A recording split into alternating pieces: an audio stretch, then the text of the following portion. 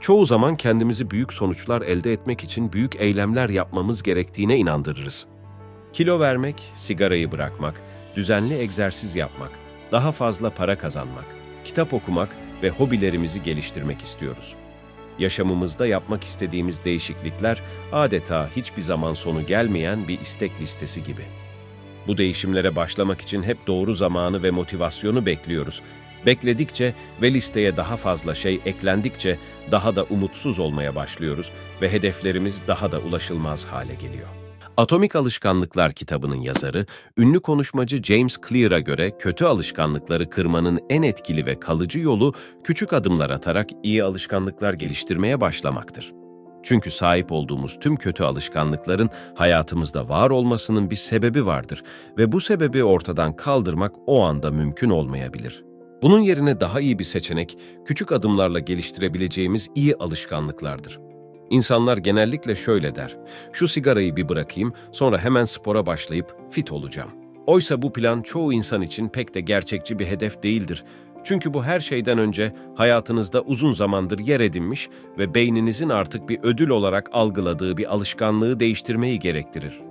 Aynı zamanda egzersiz yapmak gibi faydalı bir hedefi daha zor olan bir hedef ile ilişkilendirerek aslında elde edebileceğiniz bir kazançtan kendinizi mahrum bırakırsınız. Başlangıçta sigarayı bırakmak gibi zorlayıcı ve stres yüklü bir sonucu hedeflemek yerine küçük, bölünebilir adımlardan oluşan yeni ve iyi alışkanlıkları yaşamımıza sokmak çok daha gerçekçi bir yaklaşımdır. Çünkü yeterince inatçı olabilirsek bu alışkanlıklar, günlük yaşamınızın doğal bir parçası haline gelir ve zamanla büyük değişimlere yol açabilir, hatta kötü alışkanlıklarımızın yerine geçebilir. James Clear, bu küçük adımların bir dakika kuralı ile başlatılmasını önerir. Yani yeni bir alışkanlık edinmeye çalışırken başlangıçta sadece bir dakikanızı ayırmanız yeterlidir. Örneğin, spor yapma alışkanlığını geliştirmek istiyorsanız, ilk adım olarak sadece bir dakika egzersiz yapabilirsiniz.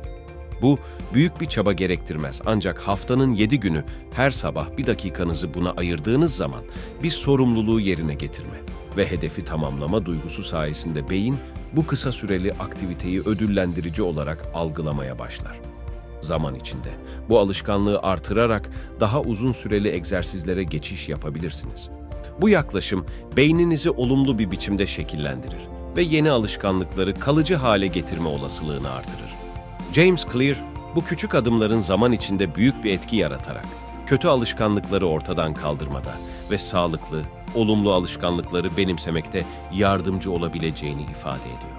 Zamanla daha uzun süreli egzersizlere başladığınızda, sigara içmeyi azaltmak için bu yeni geliştirdiğiniz iyi alışkanlığı bir kaldıraç olarak kullanabilir ve şöyle bir kuralı yaşamınıza dahil edebilirsiniz. Spor yaptığım zamandan 1 saat önce ve sonra sigara içmeyeceğim. Egzersiz esnasında ortaya çıkan dopamin hormonu gibi mutluluk hissiyatı sağlayan ve stres azaltan hormonlar, bu koyduğunuz yeni kurala daha kolay adapte olmanıza yardımcı olacaktır. Her gün yaptığımız bir işi %1 oranında bile olsa geliştirmek uzun vadede büyük bir fark yaratabilir. Örneğin her gün 100 kelime yazarak başlarsak bir yıl sonunda 37.780 kelime yazmış oluruz.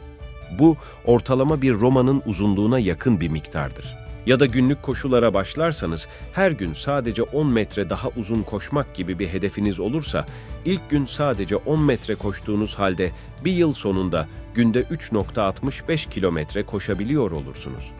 Bu, basit görünen alışkanlıkların bileşik getirisidir.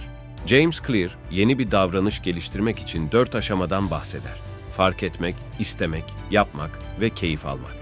İlk aşama, mevcut durumumuzu fark etmek ve geliştirmek istediğimiz bir alanda eksiklik olduğunu kabul etmektir. İkinci aşama, bu eksikliği gidermek için istekli olmaktır. Üçüncü aşama, bu istek doğrultusunda harekete geçmek ve davranışı uygulamaya koymaktır. Son aşama ise yaptığımız davranıştan keyif almak ve devam etmek için motivasyon bulmaktır. Bu aşamaları tekrarlayarak zamanla sağlıklı ve bilinçli alışkanlıklar geliştirebiliriz. Örneğin her gün 10 dakika kitap okumak için kendimizi zorlarsak bir süre sonra bu davranışı rutinimiz haline getirebiliriz.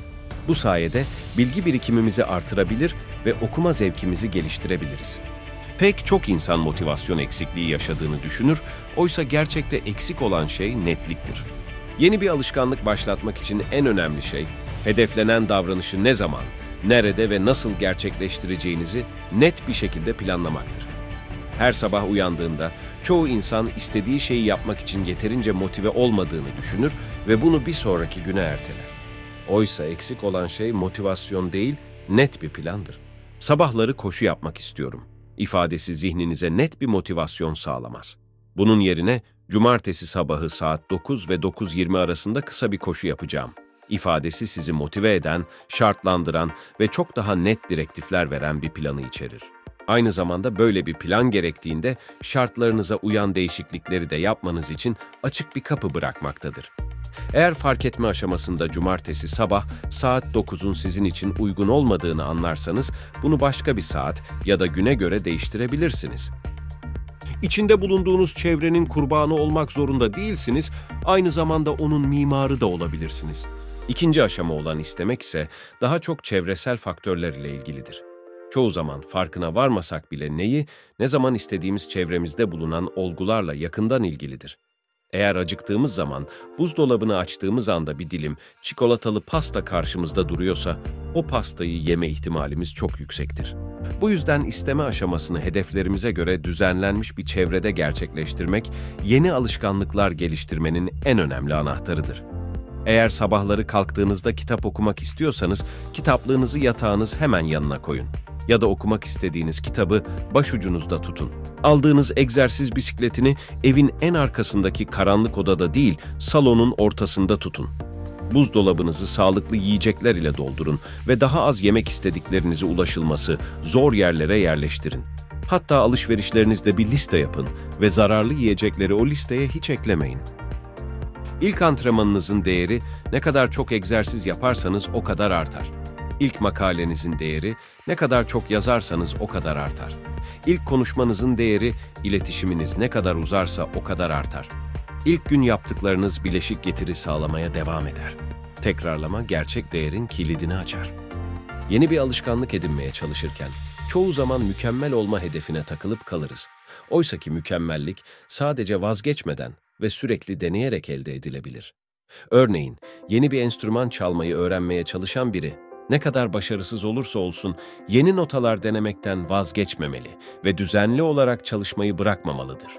Bu durum hayatın birçok alanında geçerlidir. Örneğin, yeni bir dil öğrenmeye çalışan biri, ilk başlarda bazı kelimeleri ve gramer kurallarını unutabilir. Ancak vazgeçmeden ve sürekli pratik yaparak bu zorlukların üstesinden gelebilir. Mükemmel olma hedefine takılıp kalmak bizi demotive edebilir ve pes etmemize neden olabilir.